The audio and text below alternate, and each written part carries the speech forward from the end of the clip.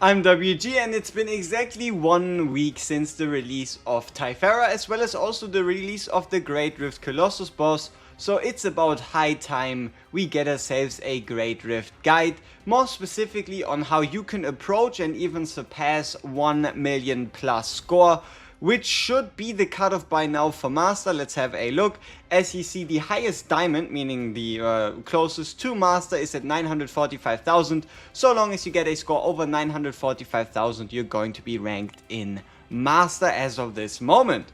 So, you can see our score right here, 1.216 million. Yesterday it was still top 10. Today it's only number 14 anymore. But yeah, let's talk about the boss, let's talk about the fight, and let's talk about how you can, deal with it. Alright, so time for the Great Rift phase 1. What you're going to here also get is, you could say a turn example, but let's start with the basics, and that is the most important part, is the left arm right here. Devotional Fury says it creates a contamination card in the draw pile for each Fury. Contamination is that one cost debuff that just blocks your hand and also does damage to you if you don't play it out. Pretty much meaning that the moment you start getting those into your draw pile, your run attempt is over. So, how exactly do you stop yourself from, generating this Fury? That is based on the right arm right here. When this arm is hit with anything that's not fixed damage, you decrease Dark's legacy stacks by 1, and the other arm gains 1 Fury. The important part here is, if that arm is dead, it cannot gain any Fury, meaning that your main priority is to kill the left arm and then the right arm. Yes, you start stacking up these commitment stacks onto the left arm, but they don't really make a difference. They might just hit you a little harder, but at the end of the day, it's not going to kill you, it is not going to block your deck, and it's not going to ruin your day. So, that is the entire idea right here, so let's just play this out fully, just so we have something a bit, more pleasing for you to look at. We're going to be obviously doing what we just said, and that is attacking left arm first, moving over to the right arm. So let's just get these attacks started here. Get some more attacks on that arm in. Make sure we also boost our homing laser damage, because why not? Here you see Devotion of Fury. Devotion of Fury does nothing because he has no Fury stacks, meaning there's nothing to devote his Fury to.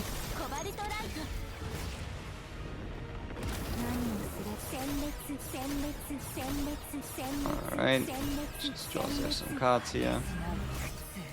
Oh, also, by no means is this the most optimal, super necessary strat for you to make it through the first fight. It's just me trying to take a bit more of a complicated route, because really the only thing that matters is that you do this in 5 turns, right? It doesn't really make too much of a difference how you do it, it's just that you do it in 5 turns. And more specifically, and what's even more popular by quite a lot, is using somebody like a Selena with follow-up attacks, or somebody like a Hugo to support Serenial doing all these attacks right here, so that every single attack pretty much ends up dealing more damage. And that is the basics, you could say. So we've pretty much went through the entirety of our deck. We can use this right here to, some success. Break the hand, and now the important part is what happens after we break the hand. So what happens after we break the hand is his head is going to become free, his head is going to become attackable, and it's also going to get 5 stacks of a vulnerability, meaning that the first 5 hits against the head are going to be a lot more deadly. But what we're going to do here is, you see, we've basically played through the entirety of our deck. We don't really have a lot of stuff anymore left to shoot on the boss regardless. So we're going to skip our turn. Alright, so here we are now at the beginning of turn 2. You can see the hand is low, and what we're going to do is we're just going to send in the homing lasers against the hand, so that we get the tenacity bar down enough so that we can break it with the plasma missile, allowing us to both break the hand, get our homing lasers back, and unlock the head. So now for the entirety of the turn we will be able to hit the boss, and you see he does start with 5 stacks of vulnerability, meaning the first 5 instances of damage against him are going to be more powerful. So for example, we would start out with our stronger homing lasers rather than the weaker ones, because they're going to end up dealing more damage. What we can also do here is, in this case, use the Shackles of Hungers and their morale gaining capacity, just so we can, gain some morale, so we can send more against the head right here. and then it's pretty much just you sending whatever variant, whatever damage variant you have. And keep in mind, it is not important that you kill him turn 1, it's not important that you kill him turn 2, it's not important that you kill him turn 3, it isn't even important that you kill him turn 4, but you better have him dead turn 5 or below, and that's entirely all you need to worry about. You just need to find yourself a strategy with which you are able to beat this boss in the 5 given turns, and then that's pretty much that. So for example, here we are now going to pretty much end our turn. You see that he, I mean, we can play out the snack time, but we're going to end our turn. There we go, and now it starts all over again, right? So depending on how good you are at hitting the hands and then also hitting the face, you either have 5 windows if you do it every turn, or 2 windows if you do it every 2 turns to deal damage, or potentially 3 if you do like a 2 turn, 1 turn face hit. And that's pretty much it. That's the entirety of the first boss. Alright, so now let's talk a bit about what's popular, what people are using, what you can use on your own to deal with the first phase. If you want to go out of your way, then, or if you want to have the easiest time, better said, Serenial is by far the way to go, and that is you can just find yourself homing lasers. Pretty much any version works, the destroy version, the on turn start version, or even the 3 afterglow version. All 3 of those are basically pretty much identical in the ability to defeat the boss. You just get yourself the Shining Core unique upgrade and then a pay shooting star. You can keep Cobalt Light in, you can remove it. Doesn't really make too much of a difference. If you then want to support Serenial even further, you combine her with either a Hugo or with a Selena, and those are then going to be relying either on follow-up attacks, like this one right here, when performing your attack weakness, 100% chance to trigger coordinated attack, or you could be using what's, became quite common during the last Great Rift, and that is using a Selena with tactical maneuver to recharge the tenacity bar of the boss, allowing you to multi-break it, allowing you to get your lasers back more often. So Serenial Selena is by far the easiest, the most reliable combo, but you are not limited to that. As you can see, there's also some experiments going on here with, for example, a retrieve anchor shot, so a anchor shot spam for the first phase, or even all the way down here we have ourselves a Luke with a Selena follow-up. So we have a Luke who just shoots a bunch of bullets, creates a bunch of bullets, and then a Selena who follows up on attack cards being used. And that is pretty much then just that, as well as also the Forgotten Grave card, which will basically make sure that for the first turn Selena has 100% crit chance, no questions asked, as well as also some funky negotiations to make every single card, as well as also the follow-up attacks hit harder. And Maylin in her standard move to basics plus Rising Dragon Spire multi-hit combined with a Veronica and a Mika also just works. And that is the entirety of the first phase. Alright, now for the bread and butter of every singular Great Rift, that is phase 2, that is where the score really is at. And yeah, phase 2, besides the visual changes, besides the change in scenery, nothing much has changed, nothing much. So we still have the left arm and right arm. The left arm still creates contamination cards in your draw pile for each fury, and when it gets hit with anything else that's not fixed damage, you gain 1 daytime karma, and the other arm gains commitment. And then also White Guardian, when hit other than fixed damage, 1 fortitude for a turn. Whereas on the other hand, you have Dark's Legacy, when hit other than fixed damage, gain 1 nighttime karma, and the other arm gains 1 fury with White Guardian, when hit other than with fixed damage, 1 fortitude for a turn. So the idea is still the same. You want to kill the left hand first to make sure it does not gain any fury stacks, because if it adds contamination into your draw pile, you're basically done for, because that pretty much means, unless you have a way to cleanse out all of these contaminations in your deck, you'll next turn potentially draw into 2, 3, 4, 5 contaminations. So left hand first, right hand after. And what you also see right here is that multi-hitters aren't really as great here, and that is because they're going to start stacking up Fortitude, reducing the hit amount taken by 20% per stack. And that also means that after, let's say, 4 hits, for example, an 80% bullet from, let's say, a Luke wouldn't be dealing any damage anymore. Now, what is more important is what happens when you do this. What happens when you hit both arms out of the way? What happens to the face? So, The phase will again go down similar to the first phase, but this time he goes down for just one singular hit. So that one singular hit though will naturally be boosted by a 500% multiplier on a hit to the face. And similar to the last phase as well, any extra damage does not count for, does not play into any of these mechanics. So what this should say is when hit other than fixed damage or extra attack / end of turn damage, specifically Renoa / Beryl, are not going to trigger these effects. So the entire idea behind this here is beat the left arm, beat the right arm, hit the face hard, right? So that's the entire idea behind the second phase. Alright, now let's talk about what's popular, let's talk about what people are using, and there is pretty much 3 specific teams.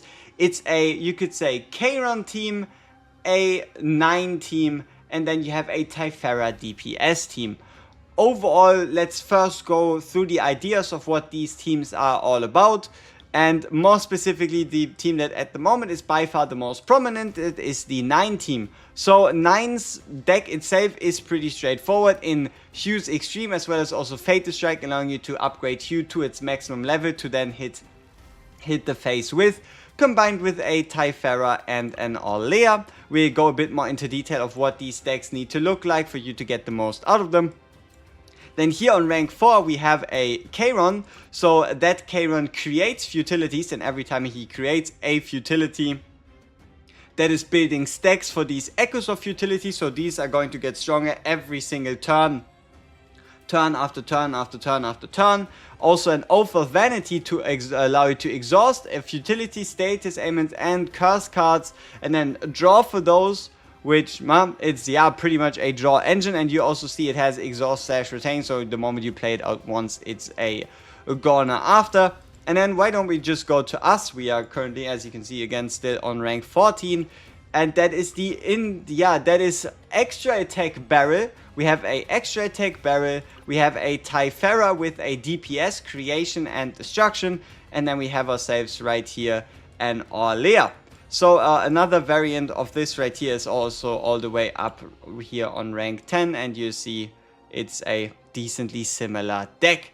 So now more specifically we will be talking about the DPS Tiphera deck, because I feel like it's one of the easiest as well, and that is currently the cut-off threshold for Master is still at 945,000 points, and that team can definitely reasonably get above that. Like, I think I had 1 or 2 runs I didn't even save that just naturally ended up over that threshold. Let's see, we have yeah, you see we have 1 million, 1.1, 1.2, 1.2, and here the decks weren't nearly as refined, but alright, so we'll now pretty much be talking about what you need to build on which character to make them efficient. And we also go a bit more in detail on the DPS Tiphera, and that is because, in my opinion, it is one of the easiest to rank high with.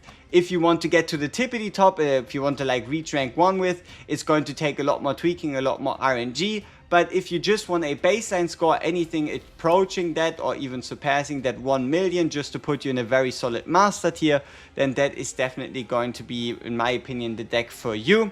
But let's actually start, let's start with Tiphera.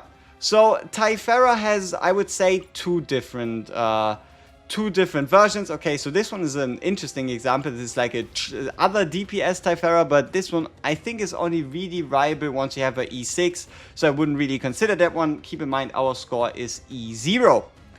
So then let's actually just pick this random team right here and let's have a look at this Tiphera.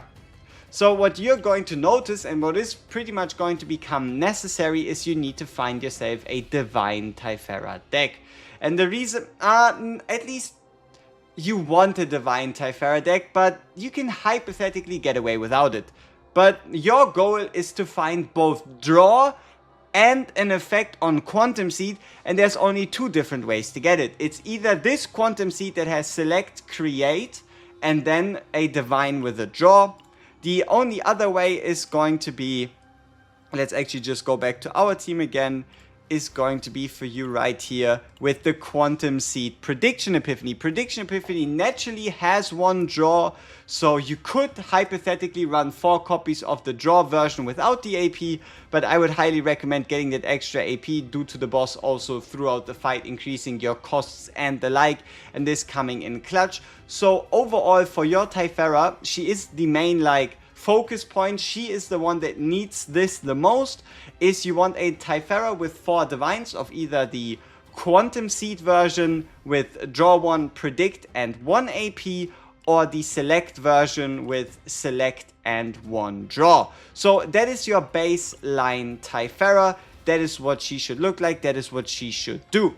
Now you have 2 options. You either use her as a full support, where then you're going to cut out creation and destruction and just keep in dual creation, event horizon and form conversions, where for form conversions there's a lot of things that work. The draw 3 double can be really useful in getting more effects, specifically allowing you to, for example, draw more archetype cards out of your deck, get more AP from an AP card.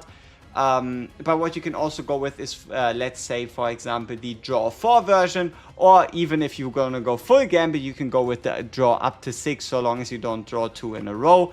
And what I prefer personally is the when 2 archetypes are created dual creation.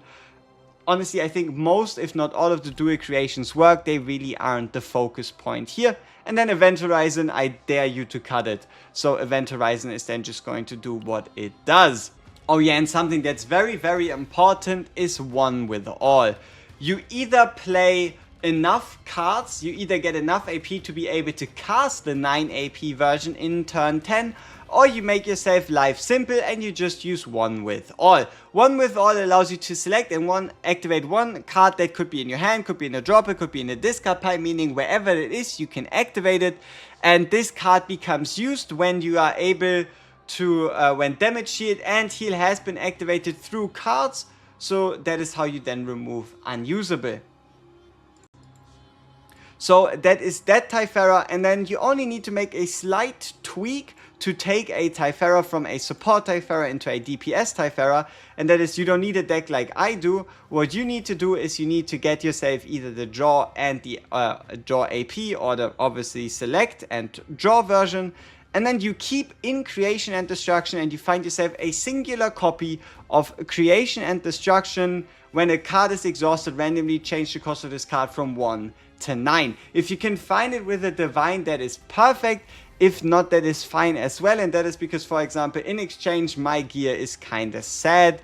So let's briefly mention gear, at least when it comes to DPS Tiphera, and that is this one right here. If damage through a card was not dealt to an enemy by an ally for 1 turn at the start of the next turn, increased damage amount is incredibly huge. And then if you can get vulnerabilities, if you can even get this effect twice as like a gear refinement on there, would be quite great.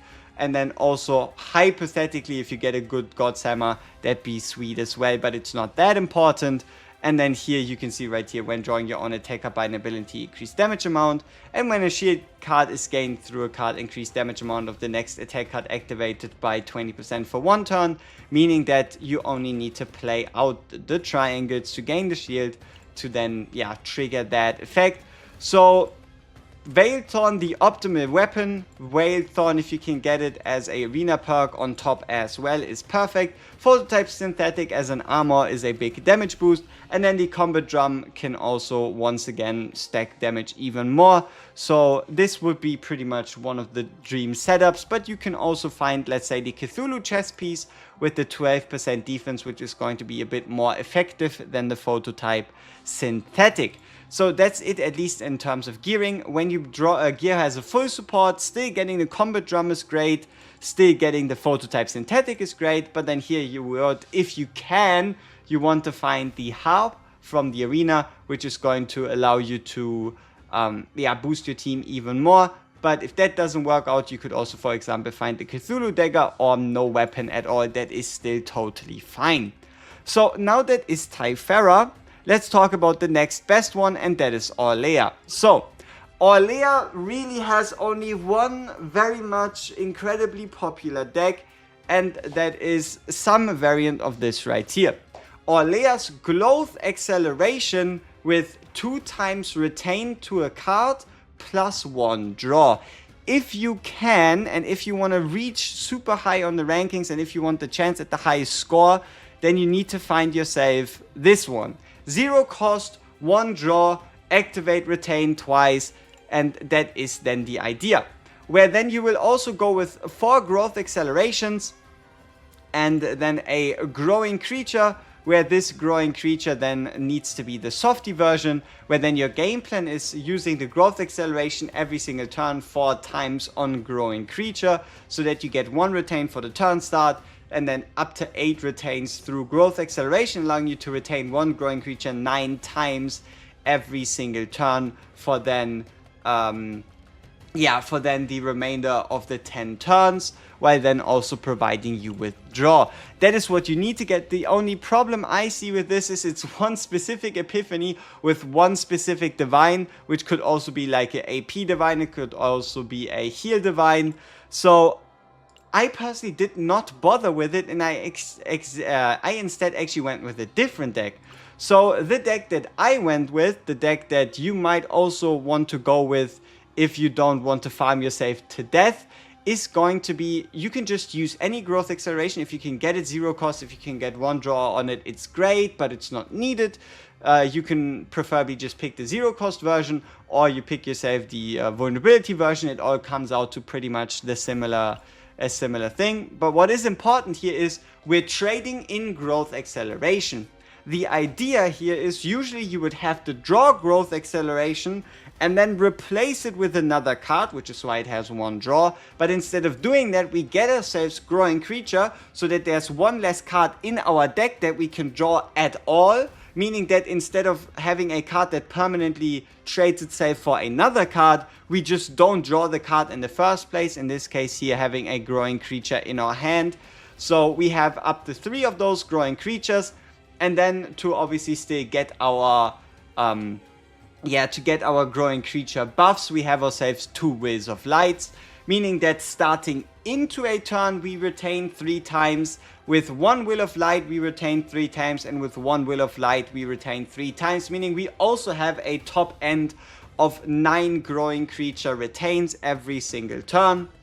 And yeah, that is the entire idea behind this. I find this a lot more approachable, I find this a lot easier, and I gotta be honest, I might farm for a growth acceleration draw version, but it's just one very specific epiphany, the 0 cost one, with 1 very specific divine, which can get very tedious to farm, or you obviously farm a different draw version and then use up to 4 tickets to transform it into a different one. So you can pick yourself between a 3-2 split or a draw version, and that is Orlea. And then in terms of gear, honestly, anything goes. You can see right here we found the 3 of randomness, which is whatever. But anything supportive, anything that says allies, anything that describes ally damage is great. What you will also notice here is we don't have any refinements, so there's still place for refinements to go on her. You can see we're at 160 faint memory. And the main reason why nutrient absorption is here before you question it, it's just here so I can cut this out, right? I had to keep in 1 barrier deployment because I'm using 5 divines instead of 4. So that is the entire only reason why nutrient absorption is here, so that I can eliminate barrier deployment. That's basically it, right? It's just, you could say, a pocket array. So yeah, honestly, anything you can pull off here that boosts ally damage is great, but it's absolutely not needed. She already provides enough value with her growing creatures. So that's Orlea out of the way. That is Tiphera out of the way. They are the core. They are the core of what a deck should be, what a team should look like.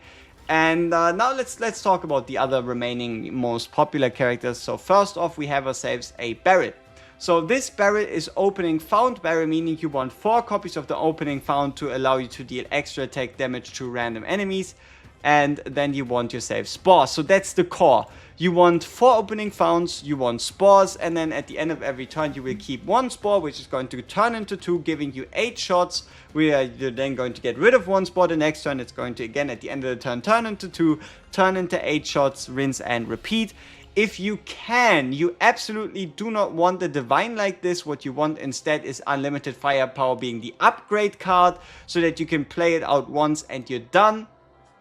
And if that doesn't end up working, you could also try to play the retain of charge shot, but I highly recommend going for an unlimited firepower upgrade card, or if you can, I don't know, I guess a zero cost with, doesn't really work, right? Like, you either find a draw so it replaces itself but it costs you AP, or you find yourself the upgrade version.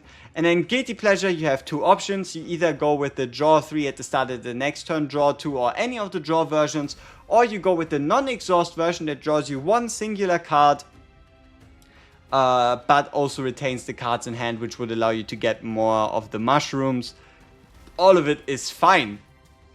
Now, in terms of gear, if you can, you want to get extra attack damage on this Beryl, and then also, if damage through a card was not dead to an enemy for one turn at the start of the next turn, increase damage amount. See, opening found doesn't count for this. Opening found gets the damage boost from if damage through a card was not dealt to an enemy, regardless of it should apply. So that is what we have right here. So if damage was not dealt is the main chase, then if that and then if not, you want to get the increased damage amount of extra attacks by 25%. And you know what's funny about this Beryl here? This Beryl was so strong that she was killing the boss before turn 10. And that is because you want to kill the arms moving from turn 9 into turn 10 in this strategy. So what I actually did is I stole a memory fragment piece. I stole a memory fragment piece from this Beryl, and I changed a bit of the way how I play this stage, to account for that. But yeah, now on the other hand, you see that most of the popular 9s are pretty much built in a similar fashion. You have Hue Extreme, you have Fatal Strike to level it up to the maximum, you have a Counter Blade to allow you to gain stacks, to allow you to boost the damage, and then also, it's a very, very simple deck. But then where the simplicity stops is then the rest is just going to come from refinements, right? Like, for example, look at this. Damage amount of attack cards with the cost of 0 unfortunately doesn't quite apply, but it's a fun gear piece nonetheless, with defense, with the damage amount. If you're wondering where do you get this, this should be the Void Planet. The Void Planet should have this contaminated helmet if this is one you're specifically looking for. But overall, what you want to focus on is either getting the Hue Extreme and then playing it out, because you're also generating potential AP with the select version right here from Quantum Seed, or with the Quantum Seed, basically with the Quantum Seed zero cost cards, or with the Predict cards that is also giving you AP, so that you can play it out normally. If not, you can also go in and put in a few more Fighting Spirits to allow you to play a Hue Extreme cheaper. And then, I mean, we've already briefly, or for the most part, seen Kayron. So Kayron in a very similar vein of the Echoes of Futility that allow you to create and stack the damage, combined with the Oath of Vanity and Black Hole, as well as also, as you can see right here, the Veiled Thorn, the 2 cost or higher damage card, in this case for Black Hole, as well as also damage to vulnerable enemies. And look at this, if the enemy is alone, increase damage by 30. Man, some of these Godhammers make you really jealous, huh? They do make you pretty darn jealous. And then here again you have something similar, a Cthulhu weapon, 2 cost damage, and here also damage amount of attack cards. Again, the futilities, the Oath of Vanity, in this case even Agony application to other enemies, because why not, and a Black Hole. Alright, now let's talk about the game plan of this team, the team I've been using, the team you might also want to use for yourself to get yourself a high score more specifically. And that is, we're just obviously here starting our turn out. I hope you don't mind that we're actually doing this through a replay, because I've played so much Great Rift. I gotta be honest, I'm at least on a bit of a detox at the moment, if that makes sense. But yeah, here we're just cycling through our deck. We're just trying to get our cards early. And then if you're wondering why did I do that, it's obviously because I overdrew, right? I overdrew my cards. Or better said, I forgot to play the upgrade cards, so now we can start, creating more of them. And the game plan is honestly super simple, right? We play out the opening founds, we keep in the Beryl spores, and we try to cycle through our decks to find our Will of Light and to find our retains. Here we use the partner effect so that we can draw ourselves one of them quicker. And yeah, honestly, general tips for this team. If I had to think about anything that I like really learned playing this team on what I did, if possible, you always want to try to check your draw pile and see, can you draw out archetypes out of your draw pile to make sure that your draws, your very limited draws that you have, be it through the Tiphera cards, through the Quantum Seeds, or the Event Horizons, that they actually have a higher chance of drawing a card rather than drawing an archetype. So yeah, that is one of the main things that I was looking for. And also, what's important is managing your Beryl's damage. And that is, Beryl is going to do X amount of damage for you. And what you want to do is you want to make sure Beryl does not kill both hands before turn 9.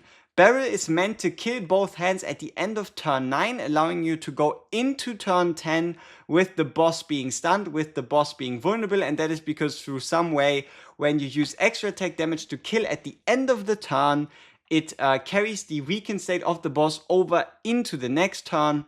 So yeah, that is there the most important part. And you see right here, what we're always doing is we're always going down to one spore propagation, which is going to double. And then for every one of these, whenever this is fine, right? You see the turn ends, it's going to double, and then it's going to shoot based on every single one of those spores. And then the game plan in the beginning is always to, here for example, use this to get rid of the barrier deployment, but to make sure we get rid of the contaminated spores so that we have the hand size.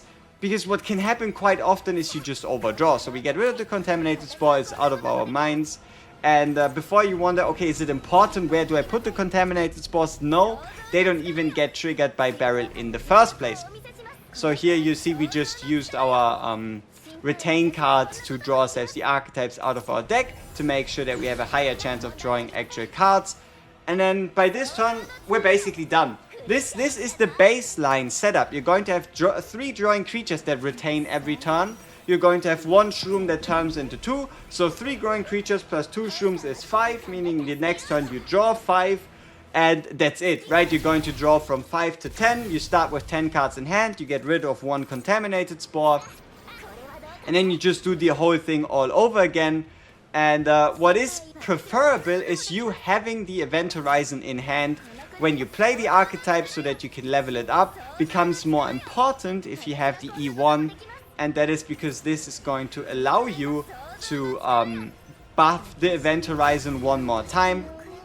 So you just see right here, it's again going to be pretty much, yeah, it's similar, the same turn. We boost up the softies, we play out all our cards, we check our draw pile, we see we have archetypes in our draw pile.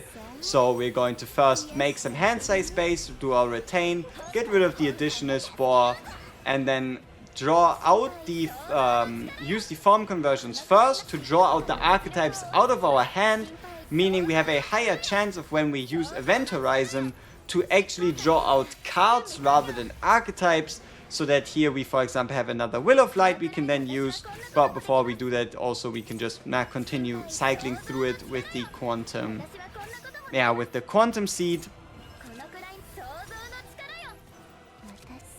And then there we go. And that is pretty much a turn. Now, something else I want to mention is starting around turn 8, maybe turn 9, I start to keep in around 1 to 2 of the circle cards and let them go into my draw pile, and that is because I can use the Tiphera partner skill to draw it out. I can use the retain card to draw out the archetypes. I can use up the square cards to draw them out, and that is so I can get up to the 9 AP cost that I need to play the card at the end of the turn. But the important part here is that it's just me making things quote-unquote complicated for myself, and that is because you can also just use the one with all card to make sure that you play it without having to pay the 9 AP cost to play it out. Alright, and then how the entire thing looks finally is we are in turn 10. The boss is done, so we've beaten the hands turn 9 moving into turn 10. And you can see right here we have ourselves our creation and destruction. We also have 9 AP through, for example, the Tiphera ult, through the square, through the circle cards, through the creation, through the quantum seed, also giving us 1 AP whenever we play it. Here you get an overview of the buffs that were active. So 300 buffs on the triangle, 560 on Event Horizon, 2590 on the slimes, 15% from the support set effect, 105 from the softy use, 30% from the partner, 6% crit chance from the partner. And then that is pretty much it, where we then also have 2 vulnerable. This vulnerable comes from us having the vulnerable retain card on Orlea, so the create 2 vulnerable if you retain a softie. I gotta be honest with you, it wasn't really worth the effort. You can also see we have 3 spore propagations on the boss. It could have been more, but it's always very finicky and highly RNG dependent how and when you end up with the 9-cost version. And you see we also have 5 more cards we could have used to try and get the 9 cost again. So you do have a big amount of these exhaust retries. And then you see right here we jumped from 614,000 all the way to 1.2 million, or exactly by our scores jumped exactly by 600,000.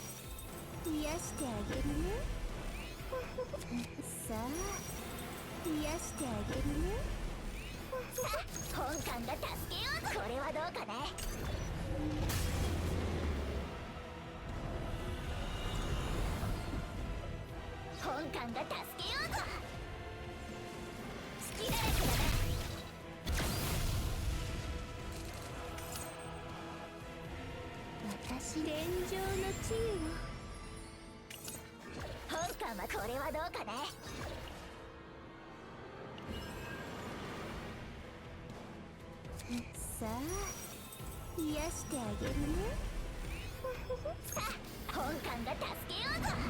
私の助けが必要さあ癒してあげるね。本艦はこれはどうかね。隙だらけだな。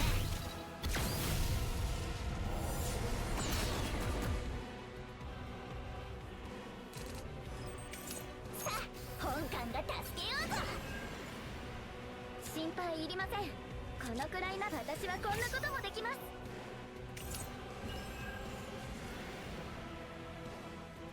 心配、想像の力よ、想像の力よ。このくらいなら問題ありません。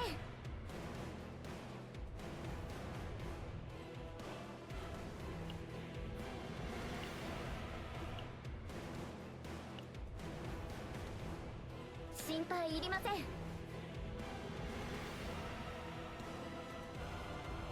このくらいなら問題ありません。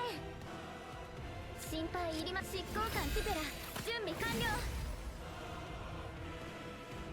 このくらいなら私はこんなこともできます。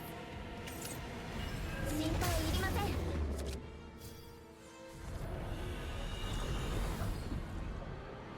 想像の力よ、私はこんなこともできます。このくらいの想像の力よ、想像の力よ。心配、執行官の実力をお見せします。このくらい想像の力よ、想像の力よ。本艦は今だ。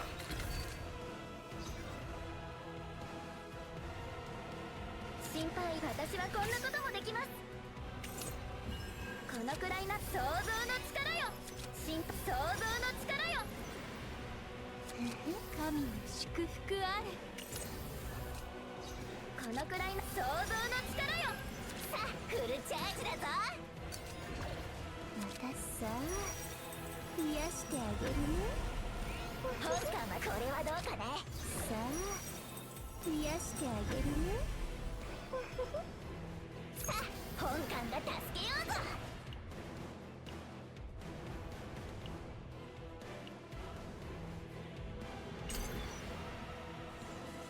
隙だらけだな。心配いりません。想像の力よ、私はこんなこともできます。このくらいの想像の力よ、私はこんなこともできます。心配いりません。想像の力よ、天上の地位を。本艦はこれはどうかね。私はこんなこともできます。このくらいなら問題ありません。想像の力よ。さあ癒してあげるね。さあ本艦が助けようぞ。執行官ティペラ準備完了。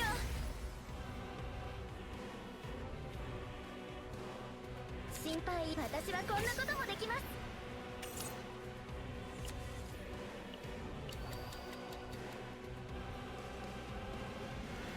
このくらいの執行官の実力をお見せします。心配、想像の力よ、想像の力よ。私はこんなこともできます。このくらい想像の力よ。私さあ癒してあげるね。本艦はこれはどうかね。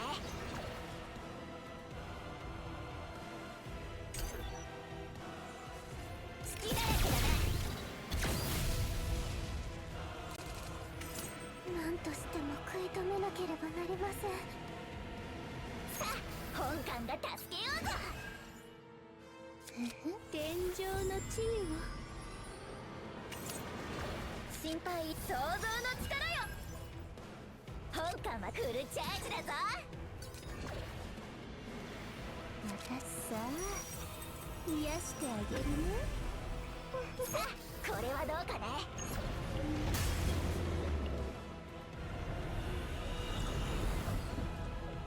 私の力をしっかりお見せします。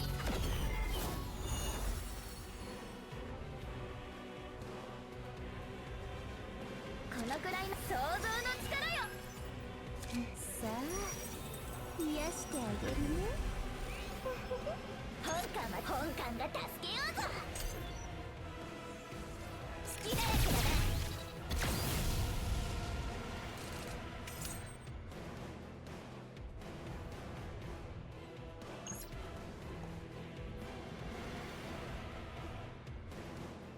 さあこれはどうかね。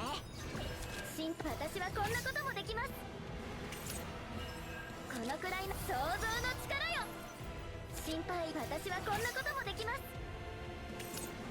このくらいなら問題ありません。想像の力よ。心配いりません。想像の力よ。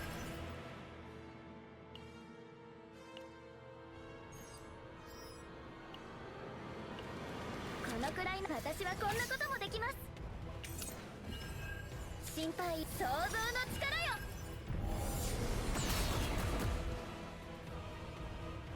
このくらいの執行官の実力をお見せします。心配、想像の力よ。想像の力よ。私はこんなこともできます。このくらいの想像の力よ。心配、想像の力よ。私さ癒してあげるね。本艦が助けようぞ。さあ癒してあげるね。さあこれはどうかね。本艦が助けようぞ。このくらい執行官ティペラ準備完了。さあフルチャージだぞ。私天上の地位を。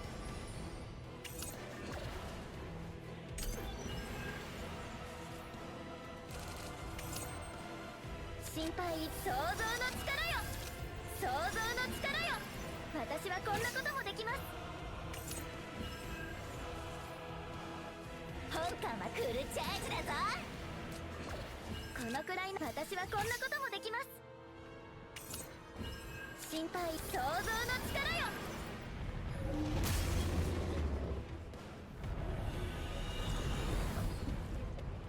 想像の力よ。このくらい想像の力よ。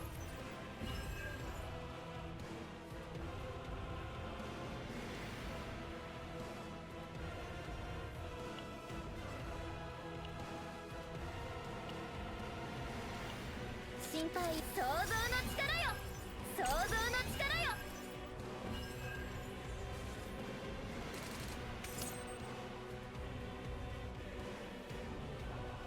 このくらい想像の力よ。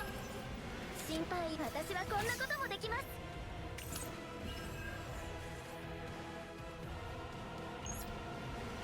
見たまえ、これが本艦のフルパワーだ。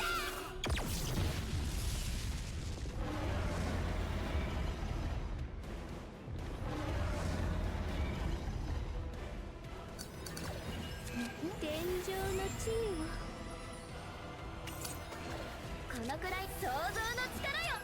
心配、想像の力よ。このくらいなら問題ありません。心配、執行官の実力をお見せします。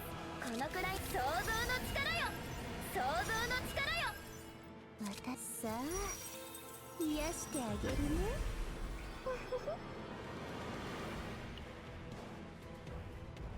スティーブン、ウィリアム、お願いします。心配、想像の力よ。私はこんなこともできます。このくらいの想像の力よ。想像の力よ。この執行官ティペラ準備完了。心配、想像の力よ。さあ癒してあげるね。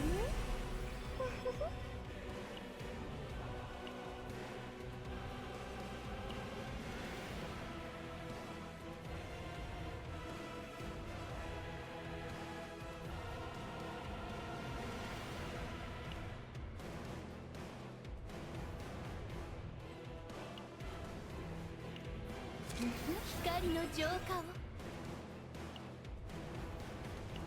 私神の祝福あれ。